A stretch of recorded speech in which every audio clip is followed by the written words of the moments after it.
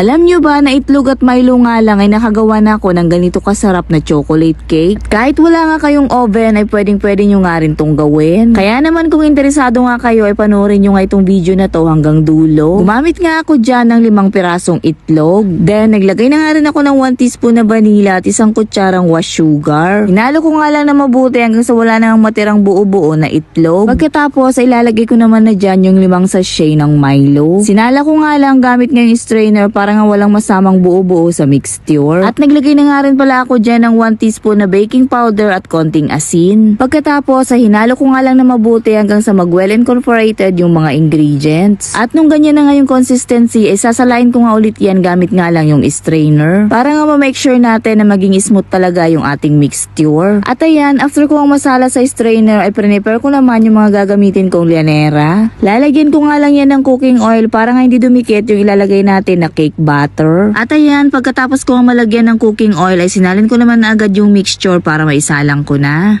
Tinakpan ko nga lang pala ng aluminum foil para hindi malagyan ng tubig. At ayan, sinalang ko na nga pala dun sa kawaling ginawa kong steamer. Pero hindi nga umubra kaya naman nilipat ko nga dito sa electric cooker. Niluto ko nga lang pala yan ng 30 minutes sa mahinang apoy. Pagkalipas nga lang 30 minutes ay tinusok ko nga lang stick at ayun wala ngang dumikit kaya naman hinangok ko na. Tinabi ko nga lang muna pagkatapos ay prepare ko naman yung gagawin kong chocolate syrup. Naglagay nga lang pala ako dyan ng 1 cup na evap milk at 2 pack na Goya chocolate. Kayo na ang bahala kung ilang chocolate nga ang gusto nyong ilagay. Sa akin kasi 2 pack nga lang yung available dito sa bahay. Anyway, wala nga palang katapusang paghalo to kaya kailangan nga ay matyaga kayo. Palagi nyo kasing hahaluin para nga hindi masunog. Kailangan nga ay nakalow heat nga lang yung apoy nyo. Kaya nung okay na nga ay nag-start na nga ako dyan na maglagay ng chocolate syrup. Dahan-dahan nga lang yung paglagay ko dyan baka kasi makapal yung mailagay ko. At tamang-tama nga lang pala yung nagawa kong chocolate syrup dahil nailagay ko nga lahat. Wala ngang natira kaya naman walang nasayang. O diba super dali lang gumawa ng ganito kasarap na chocolate.